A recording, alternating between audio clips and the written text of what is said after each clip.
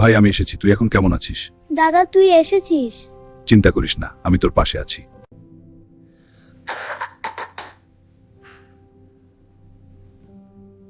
Hulk শোন গভীর জঙ্গলের ভিতরে আছে একটি জাদুকরী সোনার ডিম। ভাইকে বাঁচাতে জঙ্গলে যাব।